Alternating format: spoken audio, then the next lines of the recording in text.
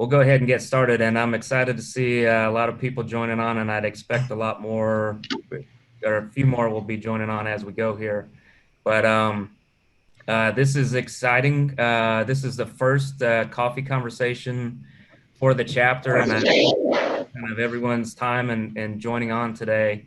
As you joined on, you probably saw that the session is going to be recorded. And that's just for, we'll be posting this on the chapter's website later for anyone that was not able to attend and was gonna watch it later on. So, this is an idea that came about from the corporate committee of the chapter back a few months ago, and working with the board and just trying to get this off the ground and running. So it's taken a lot of good work by a lot of people in the chapter, and wanted to just turn it over, since this is the first one, turn it over to Chapter President Terry Blue, VP Operations of Memphis Shelby County Airport Authority. And any intro remarks, Terry? Oh, thank you, John. Greatly appreciate it. First off, good morning, everybody. It's so great to see the Southeast chapter. I had the opportunity to see, and for those of you that I didn't know previously, meet an awful lot of you at the annual conference down in Savannah. Who threw a heck of a conference, and our first one out of the blocks since COVID. As John said, I'm Terry Blue with Memphis. I do have the privilege of welcoming all of you to this inaugural event. Thanks for taking time out of your busy schedules and adding one more Zoom meeting to your day, but this is intended to be a good one that should be fun and valuable as well. As John said, this really is the product of a labor of love from our corporate committee, and the corporate committee, who is currently chaired by Mr. John Kerrigan, VP of Aviation with RSNH. They wanted to develop a program that would bring additional membership value for our individual and corporate chapter members that we appreciate so very much. And I personally believe they have achieved their goal and then some. And though this program was born out of COVID, I believe it's got staying power, and it'll be around long after COVID.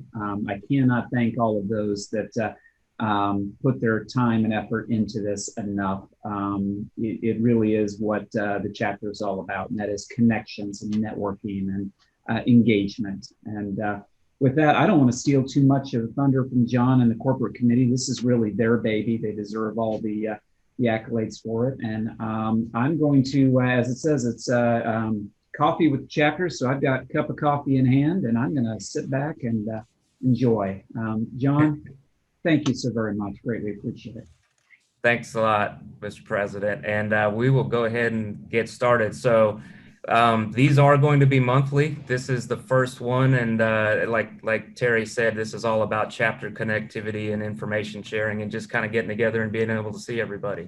So this month's session that I have the pleasure of moderating and being the guinea pig for, but this is how are you waking up from the pandemic? And before we go ahead and get into it, I would just share my screen for a minute, since we're all on Zoom, and I think if you're like me, everyone's been very used to Zoom here. But there we go. As we get into the session, if everyone can try to stay on mute during the actual session, we will have about 10 or 15 minutes of Q&A at the end. As the session's going, please feel free to change your view setting. Should be in the top right. If you click view and change that to speaker view, while myself and the three panelists are talking, is probably the best way to watch it. And as we're going, if you have a question, during the conversation, just use the chat window and ask the question, and during the Q&A at the end, I'll try to cover what we can. And once we get into the Q&A, you can unmute to ask a question and switch back to gallery view if you so want to. So with that, I will introduce the panelists. And I have three panelists, two with airports, both in the Southeast, and then also in Catherine Goudreau with American Airlines. So joining me is Martha Edge, with the Innovation and Experience Director at Charlotte Douglas International Airport. Martha has worked at Charlotte starting at 1998 with Delta Airlines, and then joined the City of Charlotte's Aviation Department in 2009. At Charlotte, she's held positions of exponential responsibility, it looks like, operations officer, operations supervisor to a terminal operations manager, and now in her current position as the innovation and experience director at Charlotte. She holds certified member accreditation and airport certified employee credentials from AAAE. So welcome, Martha. Good morning, everyone. It's nice to be here with you all. Thank you. And then next with us is Catherine Goudreau, the Managing Director of Facilities for American Airlines, where she has been responsible for all the facilities at America's hubs in Charlotte, Philadelphia, LAX, and Phoenix, as well as all of America's spoke airports. So Catherine leads American's team responsible for the $1.4 billion terminal redevelopment at LAX, as well as the team for all facilities redevelopment efforts for American Spaces at Philadelphia. Before joining American Airlines, Catherine worked for Burns & McDonnell as Vice President of Aviation, leading infrastructure redevelopment projects at over 200 airports. So welcome, Catherine, to the panel as well. Good morning, everyone, and I'll apologize for the black screen, but we can't figure out why my video is not showing up. But it's nice to be here with you all. But I promise you that's Catherine Goudreau behind the curtain. All right. The final panelist joining us today is Gary Sipek, the Deputy Director of Airports for Airport Development for the Palm Beach County Department of Airports. Gary has over 26 years of progressively responsible aviation experience in both the public and private sectors, with the last 15 years being at the Palm Beach County Department of Airports. His key responsibilities there include the oversight, management, and direction of all planning, design, and construction activities at the county's airports, as well as the oversight of the department's grant and passenger facility programs and the development of capital improvement program for the county's airports. So welcome to Gary as well. Thank you very much. Glad to be here. All right. So let's, with that, the intros out of the way, let's get into it a little bit. And this is just going to be a free-flowing conversation, kind of back and forth. And hopefully we touch on a lot of topics that are of interest to many of you on the line. So I guess my first question is, over the last 14 months, I don't know if you guys have been catching up on movies or if anything's been going on, but there's been a pandemic that that we've all been dealing with. And just wanted to see your initial thoughts on, how this last year with the pandemic has affected you. And Martha, I'll start with you on that one. Thank you, John. Well, it's funny, everybody mentions movies and Netflix, and I did not get to even partake in the Tiger King phenomenon. I did not watch a single Netflix series. It's crazy. The work just moved to my home office, and I'm in the office today, which is great. And it's such a good feeling, but we're so fortunate to have the technology to just be able to continue and not miss a beat and just move the work to wherever we need it to take place. We were very fortunate in Charlotte that, we only ever took a nap. So, we didn't really have to wake up a lot. We went down for maybe a month, and then we slowly started that creep up. So we had that big roller coaster ride down back in March of last year. But then in April, Catherine will tell you, thanks to American, we started that climb. So we really were not down for too long. And then I'll turn it over to Gary. Yeah, it's funny. I'll build off of what Martha said. Here in Palm Beach, we never went to sleep either. I mean, so the title of this session, Waking Up, we've been up. Our staff has been here since day one. We had very few people that actually went home and worked from home. Same thing. Our staff was resilient. We saw who the leaders were, those folks who were team players and that, and everyone came to work. No one complained. So we did see a pretty sharp decrease back in April and May of last year. Saw a little bit of a rise. Once again, American was a big part of that. I think they were one of our biggest carriers here during the time. We saw a little bit of flattening in the summertime last year, and then a gradual increase. So we're getting back to where we were in 2019. Not there yet, of course, but gradually making it that way. So thank you. Sure. Yeah, Catherine, you have anything to add? Well, like the rest of you guys, we never went to sleep. but we did go down. I mean, it certainly has had an impact. All of us have shown up to work every day too. We're greatly appreciative of all of our airports who helped get us through this too. And I'm really hopeful that we're on a great road to recovery. We all need it. We certainly do. So, I think that, that's part of what the topic is all about here. And it seems like that everyone kind of across the board is reporting, that they are seeing a rebound in passenger flow and passenger traffic, which is awesome for the industry and everyone on the call. So, Catherine, I got a question for you, kind of since you've got more of a national footprint. Kind of interested in hearing your thoughts on where you're seeing the rebound as far as types of airports or locations, or what kind of trends are you seeing as passengers come back? Well, obviously, we're not seeing the international traffic return yet. There's a little bit, but international traffic, I think, is much further out. Domestically, it's leisure traffic right now. The business traffic, I believe, is going to start to pick up later this summer as people do start to come back to work. The vaccinations are going forward and such. So right now, where we're seeing is the Sun Belt area, and that's why West Palm and Charlotte benefit from that, and all of you on this call. And then also states with large national parks, basically destinations for people to go, because right now we are still catering to that leisure market.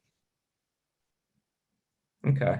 So you touched on something there, as far as the leisure travel is coming back, before business travel. So you've got people that might not travel as frequently.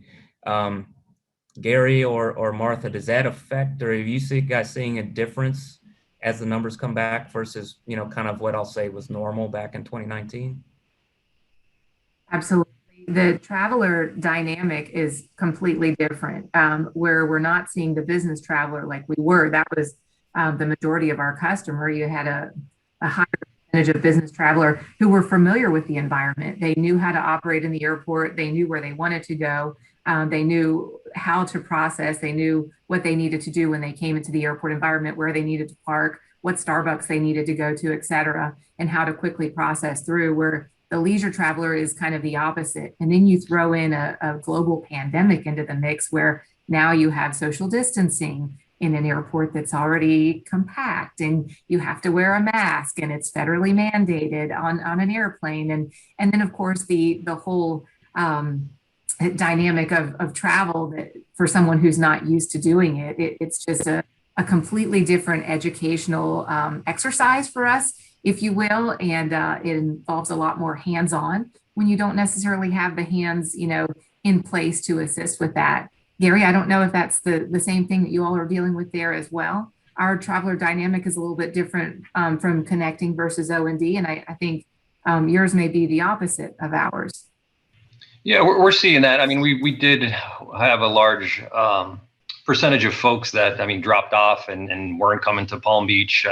I had the pleasure of traveling this weekend, and I saw it firsthand again that people are starting to travel again for that leisure. The one thing that I guess I can point out is those folks that maybe traveled for business, and that Palm Beach we've predominantly been a large GA airport as well. So anybody that may have been traveling first class, or those business travelers that could afford to now travel on the GA side, we're seeing that our GA traffic is off the charts right now down here in Palm Beach. And I think you're seeing that in a lot of the Florida airports now too. Month over month from the last 2 or 3 months, March, April, comparing 2021 to 2019, our GA traffic is up almost 40%. So I think those people that used to, those business travelers that were in that role, maybe even some of the leisure travelers with the large population that we have down here, that would have flown on commercial, now are taking that GA. So that's one thing that I know we'll probably hit on later in this, but that's something that kind of peaked for us and kind of was something that we weren't expecting at this point. That's interesting, and I bet you a lot of airports that are listening probably are experiencing that are in control of GA traffic as well. So I guess, Gary, that kind of leads into a question, maybe what, with the rebound impacts, the GA traffic is one that Palm Beach didn't really anticipate, but what are some of the ones that you anticipated, and it seems like you've been able to accommodate it well? I think the one impact, or the one thing that we knew was going to happen, was once some of our major markets from Palm Beach are in the Northeast region. So once the Northeast opened up and some of those travel restrictions went away and the vaccine started coming out, we started to see that increase in our traffic. We started to see it last summer. And then when those travel restrictions went into place, it kind of flattened out. But then once those were loosened a couple of months ago, that traffic started going up again. But right now is the start of our slow season. I mean, our typical season is November to about Easter time. So right now we're going into our summer months where that's typically our slowest. September is our slowest month. So we're not anticipating a huge increase over summer. You will get some of that summer travel, but we're not going to be back to where we were. We're not going to have some a really substantial increase probably until the November, December timeframe. Okay. And Catherine, I guess kind of similar question to you from the airline's perspective. What are some things that you guys anticipated well and didn't catch you off guard and as passengers are coming back? We did actually anticipate that that the leisure traffic was going to be the first to return. So we knew that we were going to have a different group of passengers. I'm going to go back to what Martha was saying is we knew it was going to be a little bit less experienced group. I think we also knew we were going to have to be very flexible when you look at our flight schedules and what we're, where we're going, how many flights a day we're going. We knew we were going to have to be very nimble and be able to change rapidly as places opened up, et cetera. What we didn't, I think, do as well is we really hadn't anticipated that there were going to be so many different governmental regulations, I mean, between states or even counties, and what was going to be the requirement to bring people in, the amount of, I'll say, paperwork, checking that you have to do, quarantine requirements, things that we would have to check off to allow people to get on the plane and fly was just tremendous. We're still seeing some of that as we try to figure out international travel and how that comes back. But within the US, domestic US, that was a tough thing for us. I could see that. Martha, you have any thoughts on this? What went well and what was unexpected at Charlotte? I think what went well for us was we were able to address a lot of things that that we wanted to for a long time, as far as the experience with the customer. And I'm seeing Jack on this call, so he's probably going to giggle at this, but we were able to create this in-house team called our Experience Recovery Team. And I was able to handpick almost 30 people from our CLT team that Jack and our execs blessed from the C-suite here, and let me just address every element of the customer experience throughout this pandemic that we saw fit throughout this COVID pandemic. So we realized that this is the ideal time for us to address the cleanliness. It's the ideal time for us to address maybe processes or procedures or the HVAC system, or whatever we think may be necessary to get us through for when everybody starts to really come back in droves. And we were very thankful to have that opportunity. So that was kind of a nice surprise for us, if you will. And I know everybody had their kind of COVID task force or, recovery type teams, but we were fortunate to be able to really look at the, customer experience holistically and kind of tie in those elements as well. So for me, that was kind of a nice surprise. I do oversee the customer experience and the customer engagement. So I was like, this is great. I get to kind of take everything that I'm always rallying for and, kind of wrap it up with a nice little bow. But that was a very nice kind of something that came out of it that was very pleasant for our team. And it actually worked very well for our passenger experience. And it helped us get through this pandemic and helped us with the large passenger numbers that we were actually receiving, thanks to Catherine and team. So that was kind of a nice aha moment for us.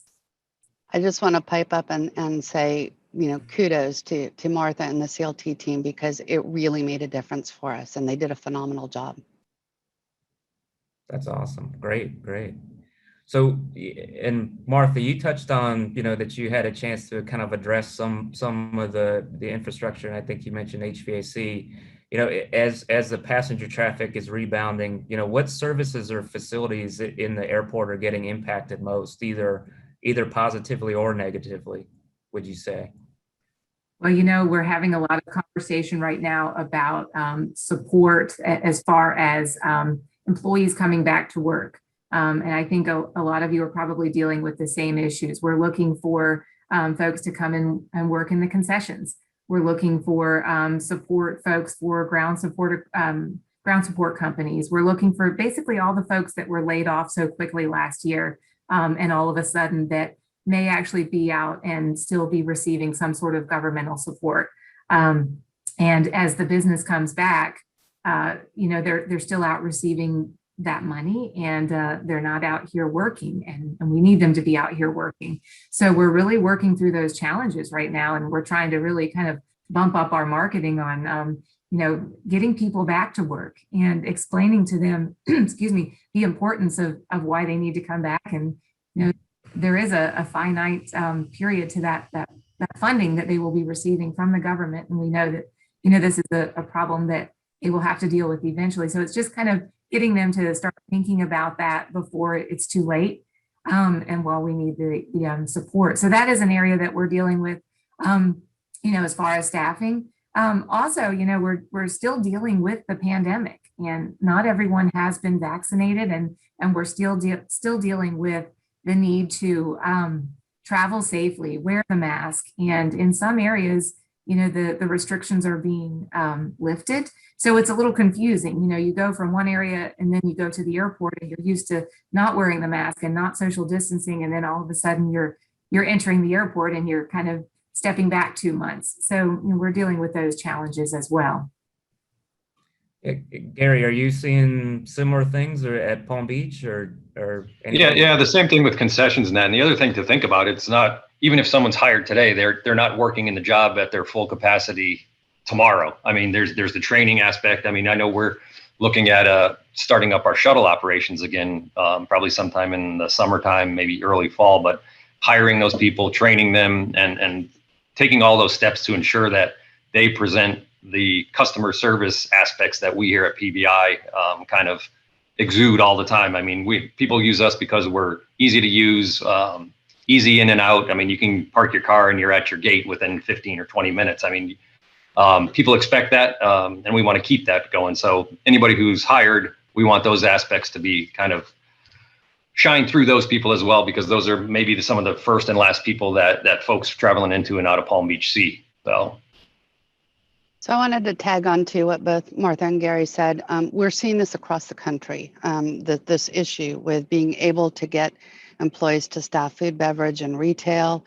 We're having the same thing, wheelchair pushers, our cabin cleaners, everything. That particular level of skill set and wage, it is difficult, and we're finding that everywhere. There was a question that came up on the leisure traffic coming back, and is there a desire or impact on food and beverage concessions? Yes, a big one. We all hear, why don't you have this open? We need more, we need more concessions open. And part of that is because as part of the airlines, all of us, our reaction to COVID, we decreased the catering on board the planes. Again, safety issues, et cetera. So people are looking for those products within the airport, especially, if they hadn't thought about it ahead of time, they land, they want to pick up something to eat or drink, and then they find that half the concessions are closed, or, and that kind of a situation. So it's a tough one that I know all of us are working through. I'll throw this out to my airport friends here, and that is anything that you can do to support all of us as we're also bringing new employees back from a badging standpoint. Look at what your processes are and see if you can help us at all to improve the timing and scheduling to get people badged. That's always something that takes a while. And Gary, to your point, then you've got the training and bringing people back in. This is just not going to happen overnight. It's a tough one.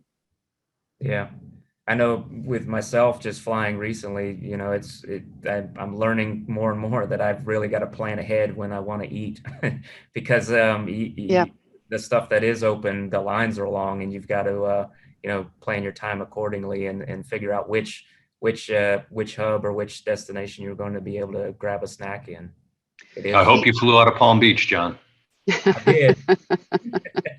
Well, the other thing I will tell you is it has also prompted, I think if you look across the board from an airline, not just American perspective, it's also prompted all of us to look at really pushing the full reopenings of our club products.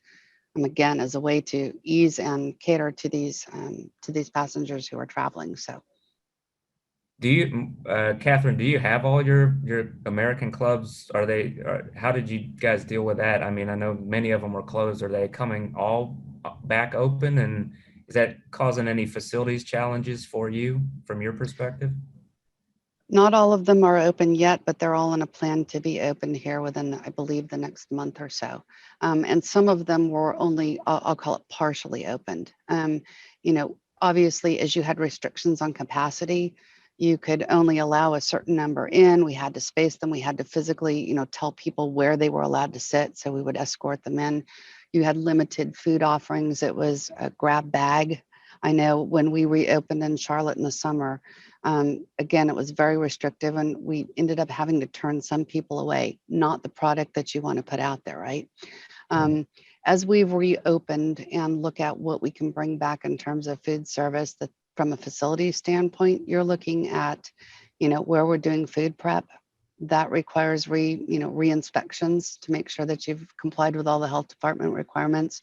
You've got multiple visits because of the COVID restrictions in place. So I would say not unexpected, but certainly it takes a little bit longer. And when you've had facilities closed for, a period of close to a year, when you go to start things back up, they don't all work the way that they did when you shut it down. So That's right. It takes some time to get them back into running.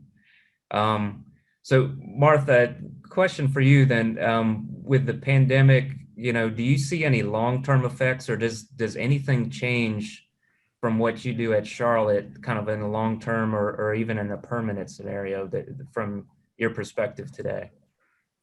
I think it does. I mean, I think there are a lot of things that we've implemented. I shouldn't say I think, I know there are a lot of things that we've implemented that are going to stay. The upgrade of the things that we've done to upgrade the HVAC system, those will all stay. The air quality, most likely the way that we have adjusted our housekeeping, things that we are offering as far as touchless technologies, those are all going to stay because now this is, I hate to use this term, but it's the new norm. This is what our customers are going to expect from us. So I highly anticipate that most of what we have implemented, if not all, will remain. Gary, same question to you. Yeah, same thing that Martha said. I mean, all the things we implemented, HVAC, all those things. And as you know, John, we're planning on facility expansions, expansion of a checkpoint here just to give some more space. But I think the one key thing that we kind of got out of this whole thing is our emergency planning, pandemic planning, infectious disease planning. That's really a critical issue that we have now, a critical point that our director is pushing, that everyone knows the plan, everyone knows what to do. For those of you that don't know, we had one of the cases where we had a infected person back in the middle of March last year on a flight that came in here, and it was like all hands on deck. What do we do? Probably being one of the first airports that had something like that happen. So I guess the key thing is don't get caught off guard. Make sure everybody knows what needs to be implemented, how it needs to be handled from the get-go, and don't, like I said, just be prepared. Yeah. So, Catherine, from American Airlines perspective, any long-term changes in how you operate, or from your position of dealing with facilities, any long-term impacts? Yeah, I agree with Martha. I think it's not that we all haven't been thinking about touchless technology and biometrics and what we can do. I think what you're seeing is we're all speeding that up. So it's things that we've thought about. Maybe we've added a few more touchless points as a result of COVID that are on that list now, but implementing it faster. I know all of us, it's kind of the race to getting there. We've really had a lot of focus on that now. Because again, I mean, the less you're touching, the less that we have to worry about transmission, the better. Plus, it's good technology for us. It's things that we've all been looking at. Speeding it up, getting it in place, that's here to stay. Yeah, yeah, no, certainly. I think a lot has changed very quickly in the last 14 months or so, and it's been quite interesting to witness as we all are impacted and all in the aviation industry. It's been quite a ride. So, I appreciate the panelists being able to answer those questions, and at this point, I'll open it up kind of to the floor. And we've got a couple of questions that came through in the chat as we were talking, so I'll start there. Um, Ken Whedon had a question with leisure traffic coming back first, more so than the traditional business traffic. What is the likely impact of food and beverage concessions, which we've touched on a little bit, and are vacationers likely to buy? Anything to add to that? I'll just open that up to the three of you. I'll add that we've noticed it's what they're likely to buy. They're more likely to buy those prepackaged, what appears to be a more safer alternative type product that you can, take with you on the plane. Now, I mean, not to say we don't still have long lines at Chick-fil-A, we do, but there is a little bit more of an increase on the side of the kind of grab and go.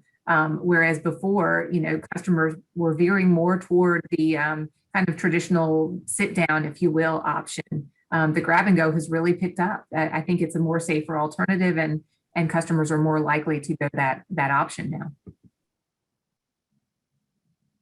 Yeah, I would agree, and it seems like in some instances I've seen in some airports that just the touchless technology and ordering from your seat and having it delivered even gives a sense of comfort and kind of gets people to buy more concessions. I don't know, Catherine or Gary, anything to add more on the concessions topic?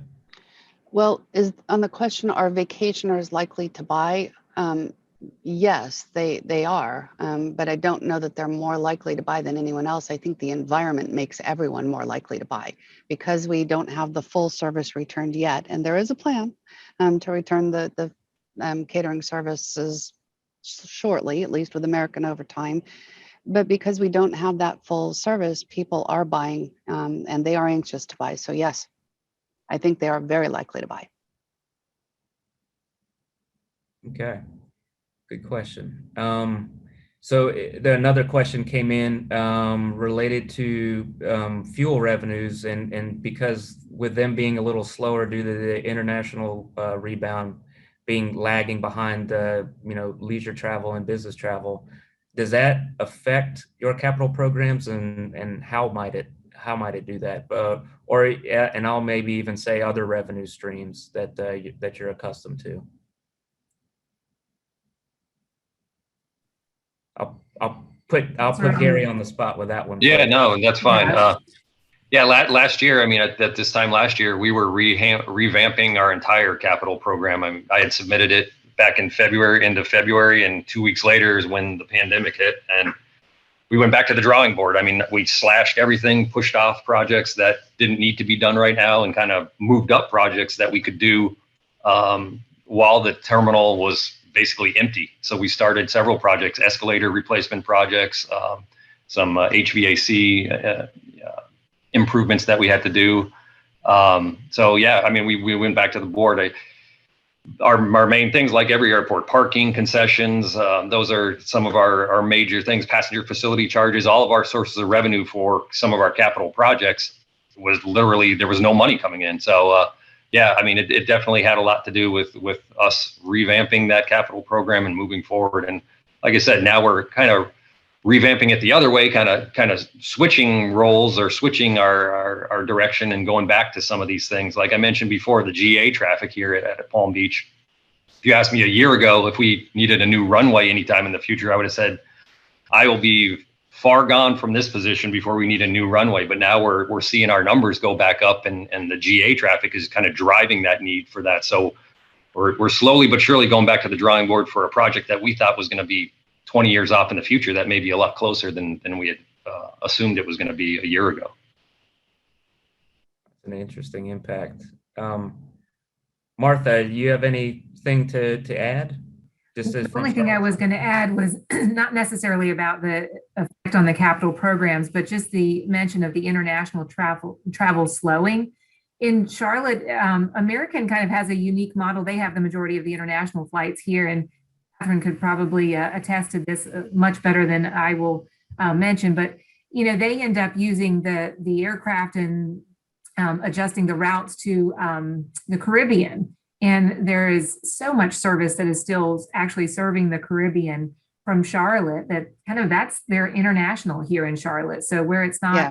the routes are not going, from Charlotte to the transatlantic destinations, they're still heavily serving the Caribbean spots. So I think, that's not necessarily slowing for us. So that was the only mention I wanted to add. And yeah, Catherine, you probably will do a much better job explaining the actual rhyme and reason from the airline side on that. No, Martha, you're absolutely correct. When you look at where we've been able to, I'm going to go back to that whole flexibility and adaptability comment that I made before. What did we learn? We had to be nimble. So when you're looking at where are we flying and being able to adjust and serve those markets where people want to go, where the markets are open, the Caribbean has been open. It was closed for a while during the peaks, right? But as countries opened, we saw that there was a demand there, and we're capitalizing on that. So Europe is a little bit more difficult. Asia obviously is going to be a whole different nut to crack. But Mexico, Caribbean, Latin America's got some issues. Caribbean is a good spot for us right now, and people want to go. Okay, interesting. So one more question has popped up here in the chat from Terry Blue. So specifically to your organizations, Charlotte and PBI and American Airlines, have you started to allow other than absolutely essential travel? And what are the constraints if you have, or if not yet? And is it COVID or budget or something else? Terry, we have not yet.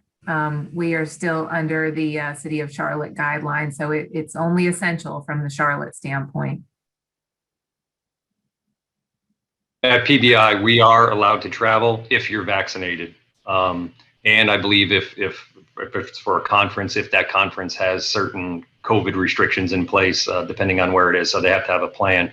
It's not a free for all. I mean, there are certain hoops you have to jump through, but the vaccination is one of the key things that allows you to travel. And I'll wrap up by saying, of course, we're an airline, so yes, we travel, and it's not restricted. We go where we need to go. But I will answer this a little bit differently, not just specific to Americans. I'm going to talk about our customers. From our marketing team, what we are seeing is that companies are starting to open up in July. That seems to be a July 1st date that many companies are easing up on travel restrictions. Some of our larger accounts are saying that. But I think what's really going to make the difference for us when we see, the bookings for business travel start to improve, it's not going to be until people start to come back to the office, because what point do you have traveling if you're not going to, be meeting somebody in the office at the other end? So we're watching it. But I will tell you at this point, what we're hearing from our larger clients is July 1st is major lifting of restrictions.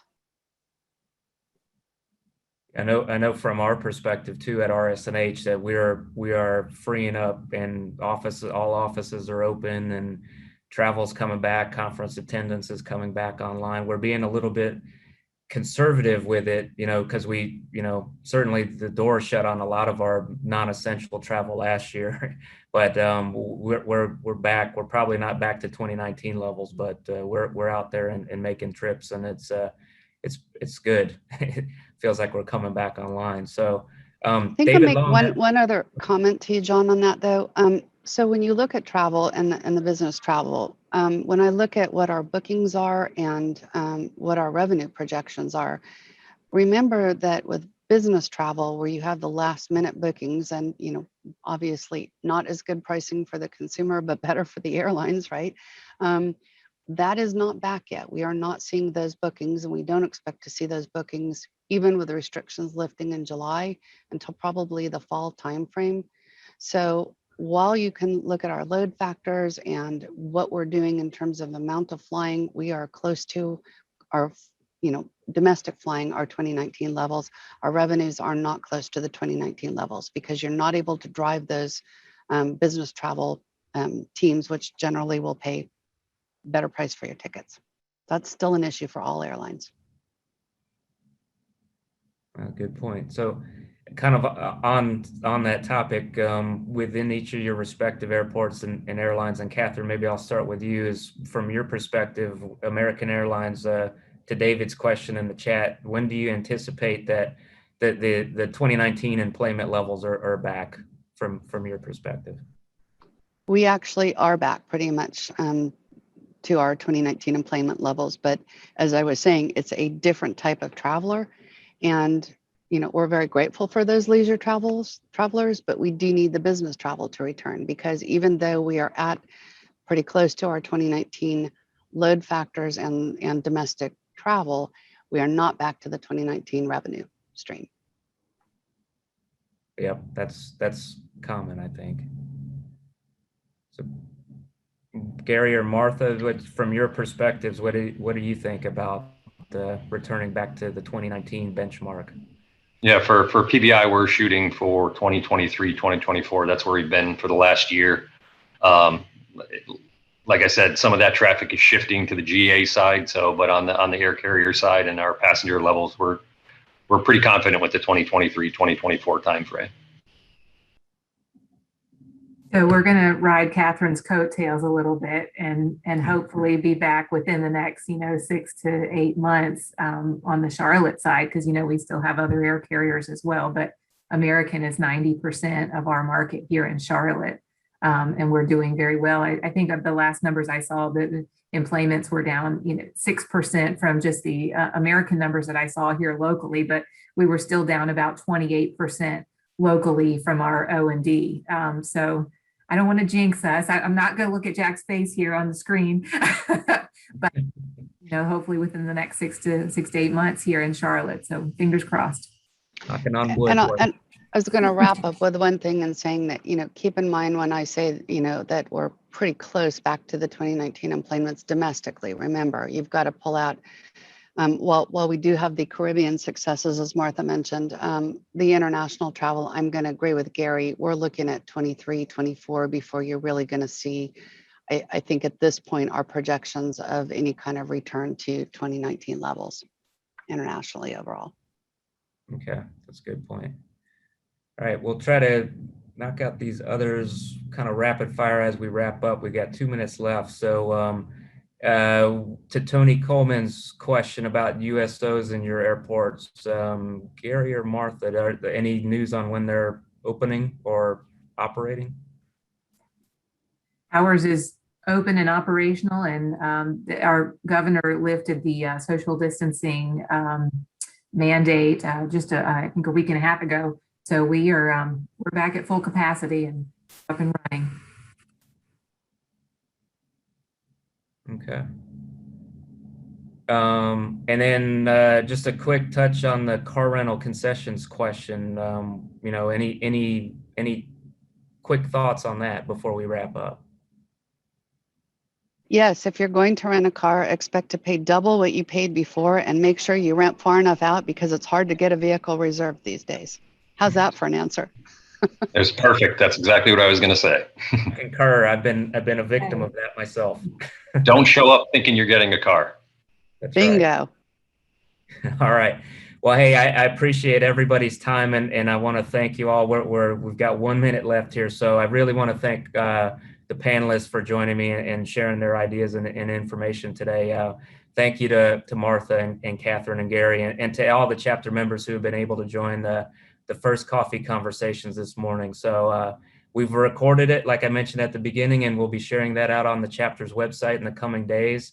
And so this will be a monthly thing. So, next month, please join us for June's conversation. It's on June 23rd. It's sponsored by Kimley Horn, with David Sparks of Kimley Horn moderating.